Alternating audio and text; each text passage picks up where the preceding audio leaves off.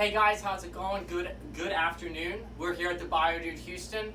My name's Josh Halter. I'm the owner and founder of the BioDude. You can visit my website, thebiodude.com. Follow me on Facebook, Instagram, YouTube, and today, as you can see in front of me, I have a brand new cages enclosure, and I have a very special guest with me today, all the way from Minnesota, the owner and founder of cages.com, Zach. Hi, I'm Zach, owner of Cages.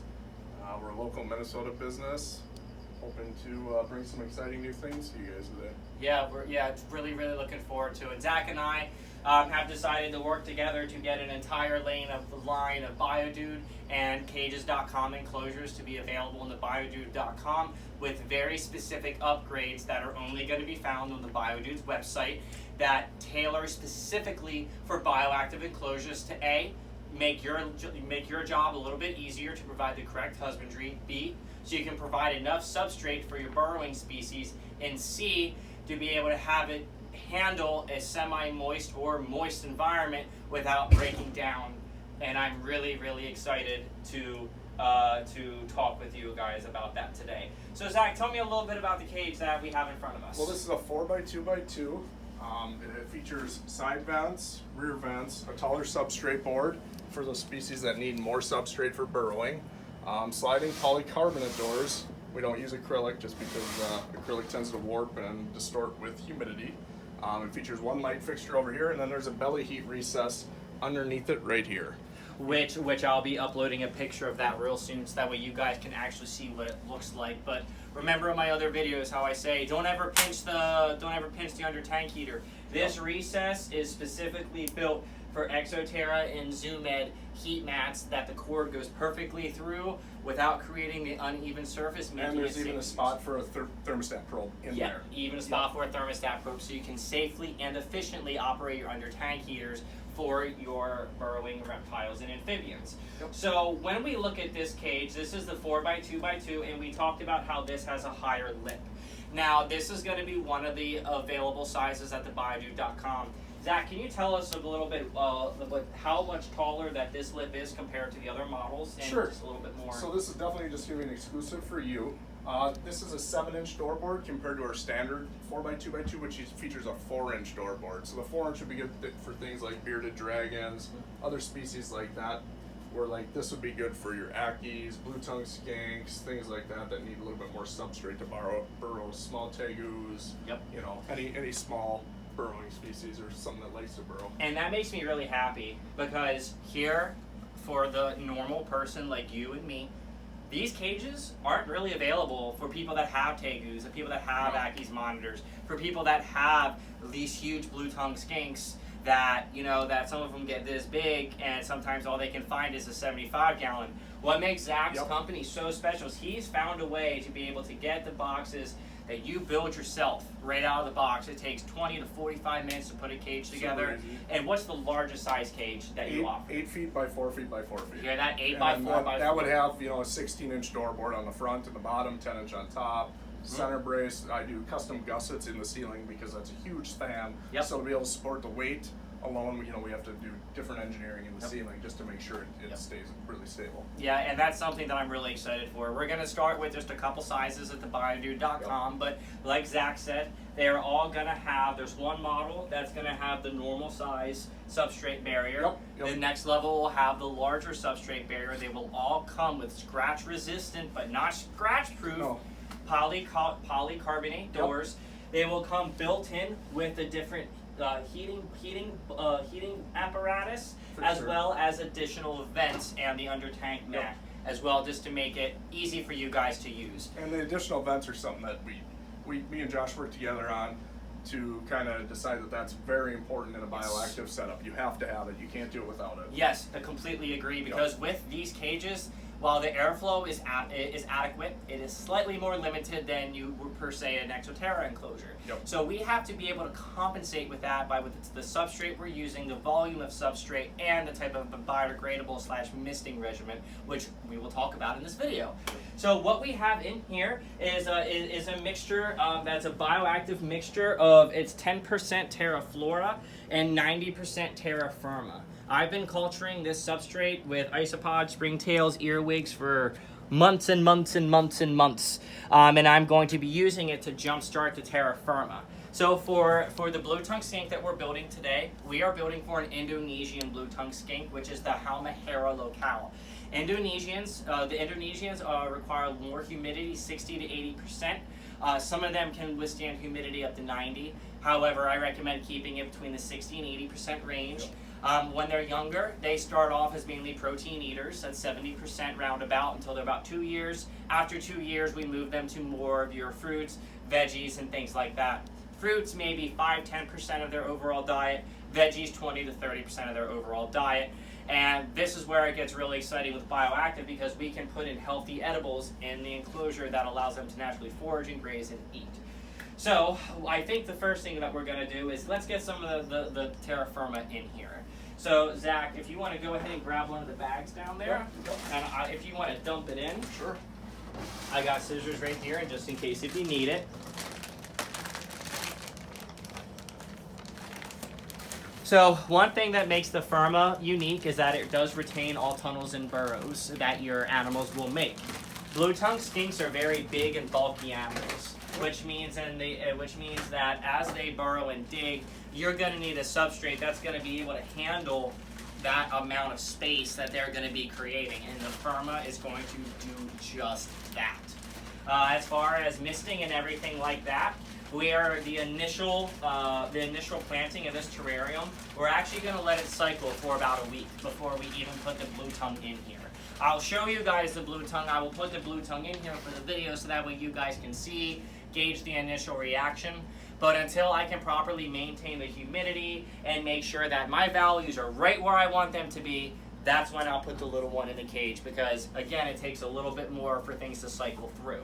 So let's go ahead and get the other 2 bags of Firma dumped in there. Sure. Do you want to hand me one? Yep. Thank you.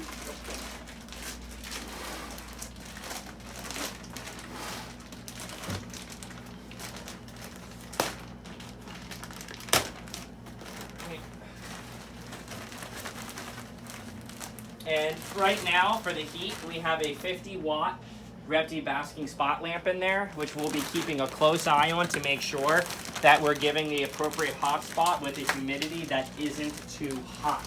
And in my experience, like this bulb you pretty close right away. Yeah, you know, that's a great wattage to pick to start with. Okay, so we got 2 bags in here. We'll get this spread out. I think we can definitely fit another bag in here and have it be nice and comfortable. Oh yeah, I like that. So, as you can see, we do have one light fixture in here already in the back. We have the Vivarium Electronics 24-inch T5 bulb. Now, since the lizard is only going to be about a foot away, it's going to be about a foot away from the UVB, I am going to be providing the 12% since we're further away. But if you decide to add even more substrate when we're like this close, which is entirely possible, you're going to want to go with a 6%, mainly because of the penetration and how actually far away they are from the bulb. So 12 inches or more, 12%. 12 inches or less, 6%. As far as mounting plant bulbs in here, if you do want to put in a plant bulb, you can easily mount my BioDude Glow and Grows. And I can show you how to do that really quick. I will be selling the adapters like this on the website. So as you can see, I simply melted 2 holes in the adapters here. And then all we do is we take hanging hooks like this, put the hook right through, like so. And then we are going to simply take it and screw it right in wherever we want it, right like that. You then put the LED through the hole, and voila, your LED is mounted in the enclosure.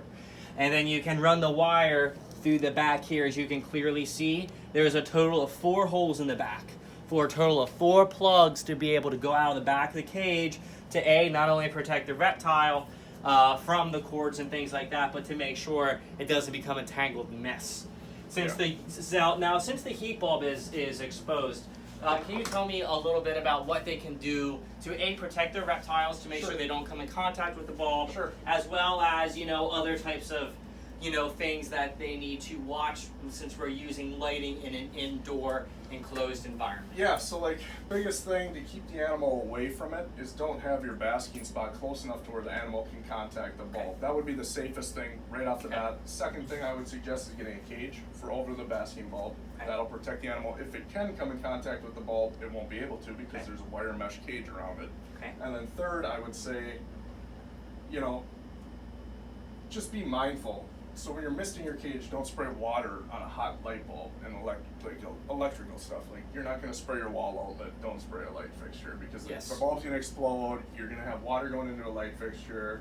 You know, any number of things can occur because of that. So as a general rule of thumb, if you're going to choose to use a Mist King in these units, which Mist Kings do work just fine, they work great. You want to make sure that those nozzles are pointed completely away from those fixtures. And with it being such a fine mist, you need to make absolutely sure that mist is not coming in contact with your light.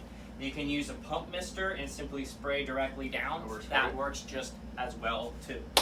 So, like my mister, so I have personal Mist King nozzles in a couple of my own enclosures, and I have them angled towards the outside and then down. And I also kind of create more of a gradient. So on my hot side, the far side, I don't have really any humidity here, and then I work this way. You know, depending on what the species is.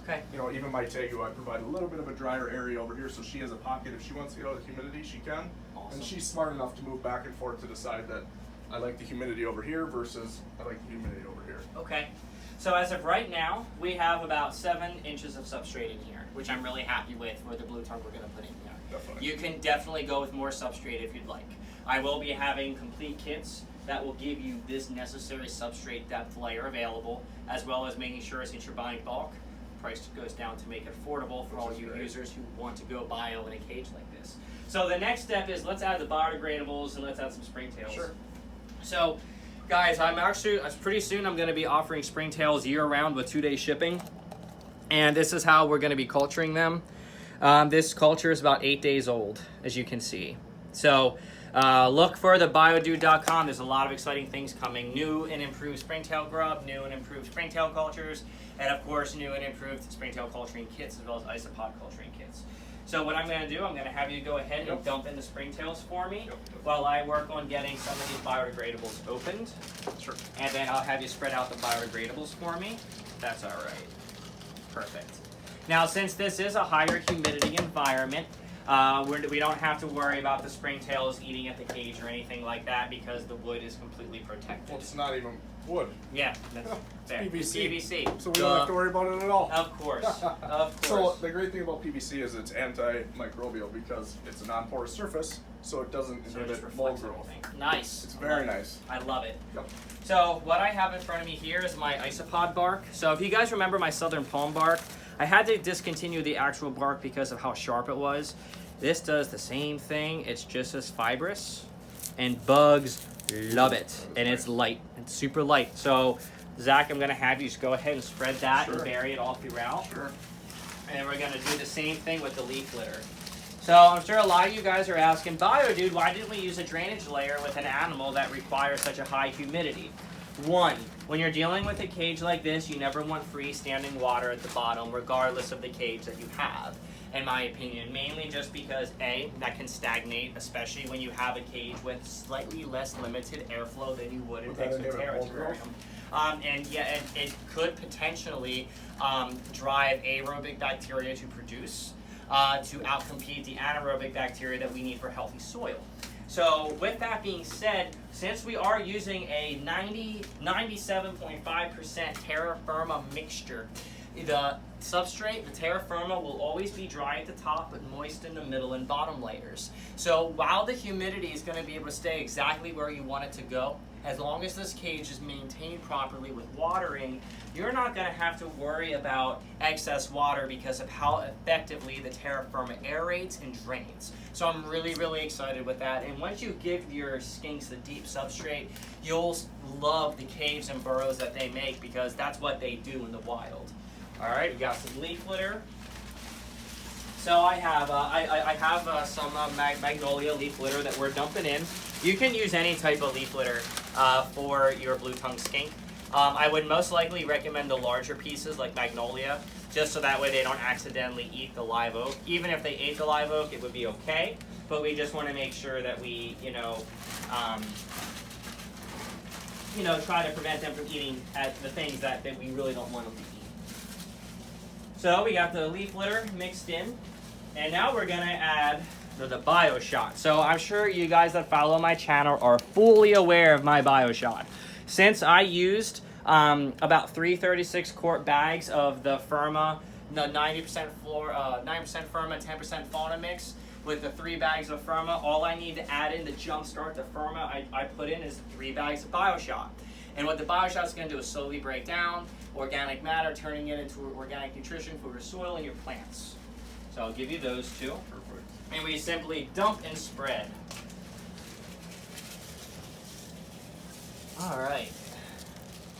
So as far as maintaining this cage, Zach, yeah. For an animal that likes to have the high humidity like the Sure. blue tongues do, how often would you recommend to start for someone like this? So to start, I would start in the mornings, and you kind of get a baseline because everyone knows at night your humidity levels are going to spike. So by starting in the mornings, you can monitor it. You kind of have an idea. Okay. You know, if you get it too wet one day, you let it dry out. Ideally, you would have the enclosure set up before you ever even receive your animal.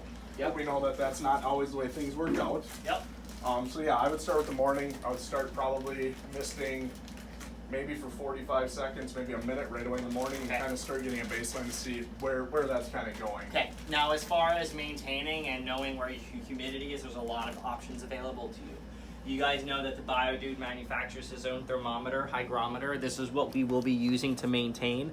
ZoomEd, Terra also make their own versions, and you can also find other ones off Amazon. Really, whatever you want to use, as long as it can give you your humidity and your temperature readings, and allow you to put where it's reading in multiple areas. And this will slip right through one of the cord holes in the back. Yes, it will. That's right. Yes, It'll it will. Perfect. Yep. So you won't have a cord going here through the front. You can hide it right on through the And back. we've recently redesigned the cages so the doors recess. So with Bioactive, you're not going to have any isopods getting out. Nothing like that.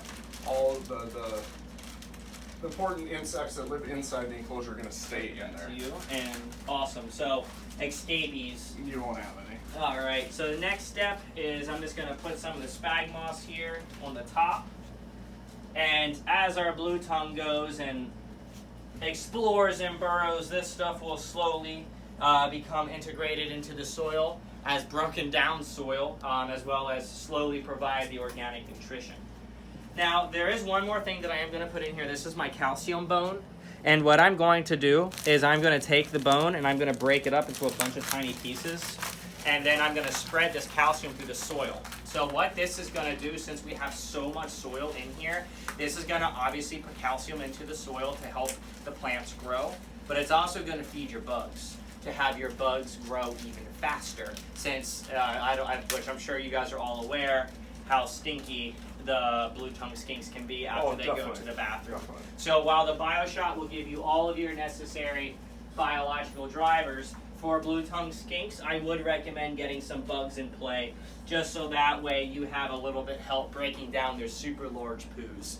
Just because I'm not, you guys know me, you look at my showroom, everything's self-clean, self-maintained the best way that it can. So, all right. So Zach, what do you think here?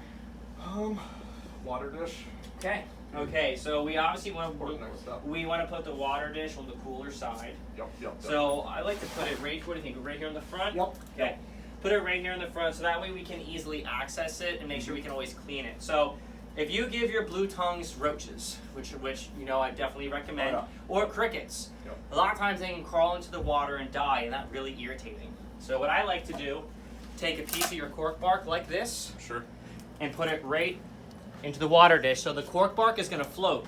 So if your animals get into the water, it gives them the ability to climb out, and the cork bark will release tannins into the water, which will help neutralize the pH. Sure. So, all good stuff. All right, dude. So we got 2 big flats. So I want to use these flats to almost create little underground hides for him. So I'll give you this side. So that one, I would use over where you would place the heat mat. Okay. To create a little underground warm spot. That makes sense. And the heat mat's right on this side? Yep. Okay, so If you want to go ahead and put yours in and bury it or however you want to do it, doesn't matter to me. Maybe we'll do a little lean-to style here or something. And just remember, guys, when you put the cork into the soil, not only will your bioshock slowly break down the cork, giving your plants organic nutrition, it'll also create microclimates in the cage. So if your blue tongue goes in the shed, you know they have tiny, tiny toes. When they go in the shed, it's very important that they shed all their skin around their toes, or like leopard geckos, excess skin can get caught and they lose their toes. Similar to how farmers would castrate dogs and cows in the early 1800s. Exactly. Yep. So, same principle. So let me get, Figure it out, yeah. oh yeah. I'm gonna, what do you think of that? Yeah, something like that would be really good. Maybe even a little less substrate in there, just so they can get right down to the heat mat if they want. Kind of how your leopard gecko is. Got it. Yep. There we go. Just like that. There's a nice big den in here, and as we start exploring here, we'll be able to, see, like you'll literally just see holes through here, and somewhere in those tunnels is your blue tongue. So as of right now, we're about 12 inches away from the heat bulb. I think that's where I'm going to keep it. Yep. So, I would say so. What I'm going to be doing is putting the probe of the thermometer hygrometer right here to make sure that it isn't too hot. And I'm also going to be putting it here on the other side to make sure that we have our respective hot and cool zones so our blue tongue can properly thermoregulate. For the under tank heater, we will be hooking it up to an Terra thermostat. Always, always, always use a thermostat.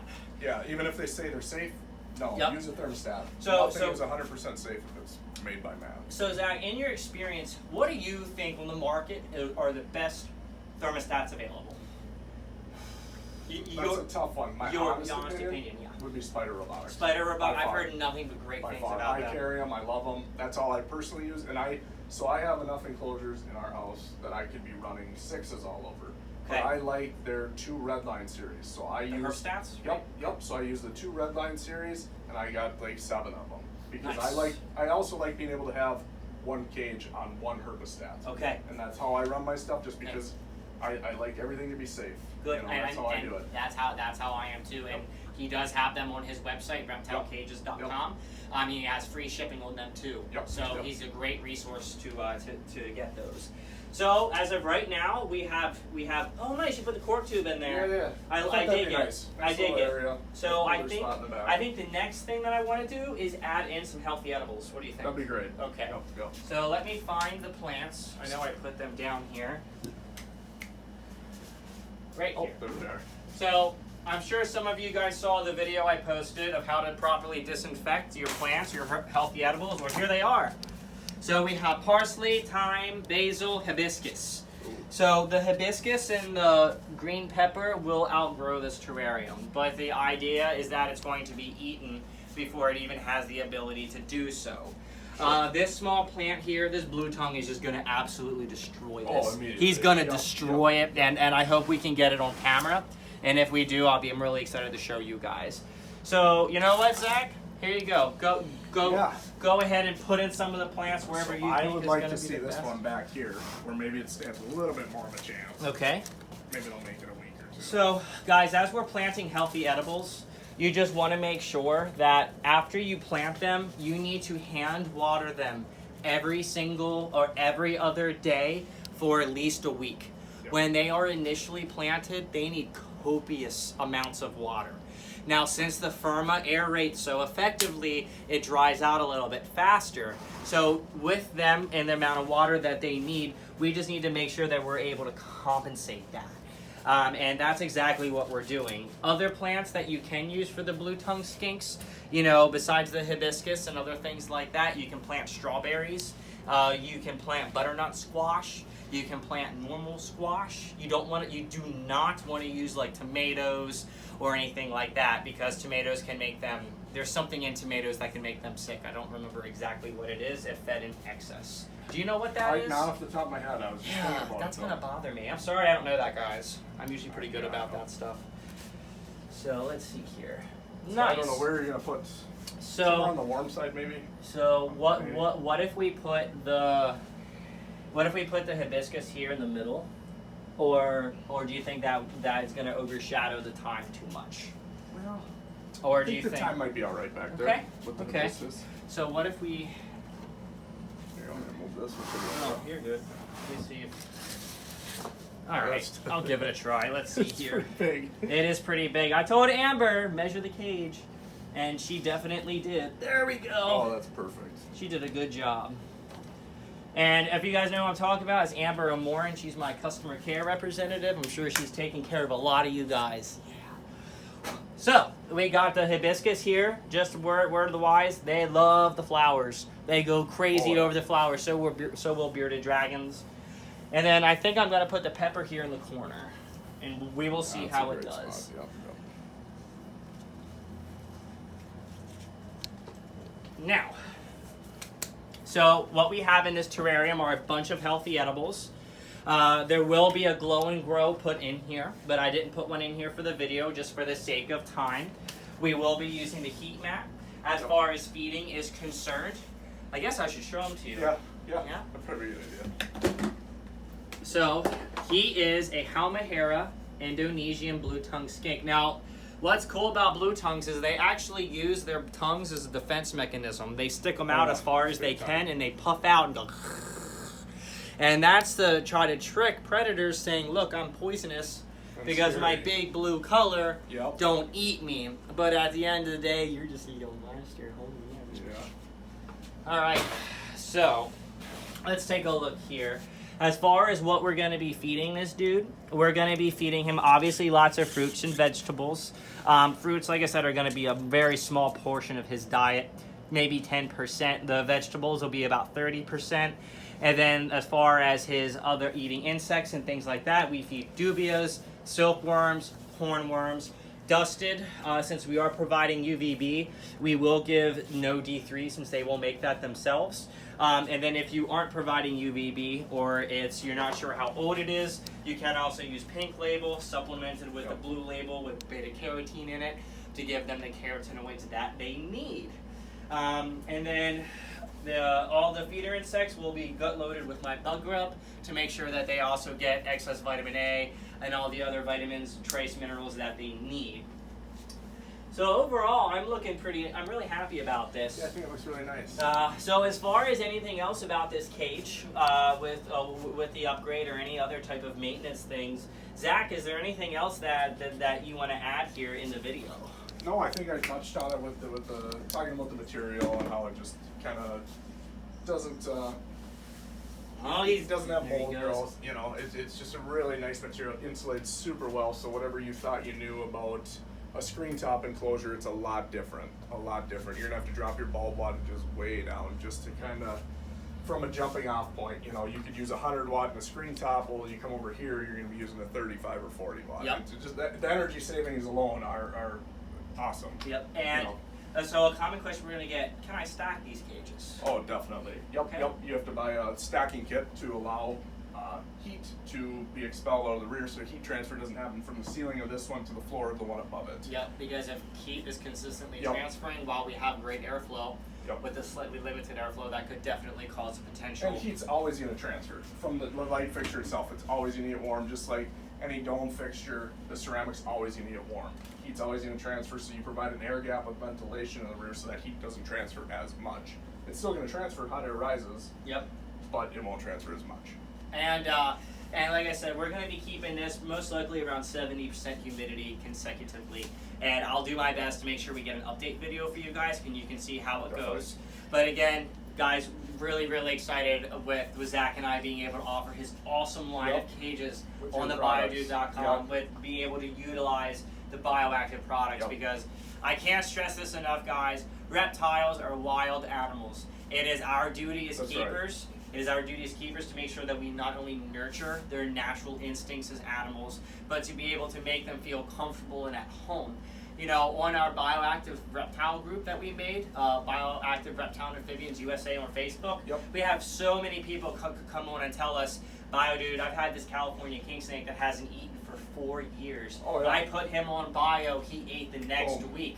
Ball pythons, bearded dragons, we get it all the time. And It's just, it is literally night and day, guys. You won't keep them any other way. And once you keep them this way, you see all the cool things that make reptiles so unique in the first place. It's enriching. It's just an enriching natural environment. Yep. They're meant to be kept this way. They're not meant to be kept on carpet or tiles. Yep. A bearded dragon doesn't live on a tile out in Australia. Nope. It lives on substrate. It's much more natural. Yes, there could be some risks if your husbandry isn't on point.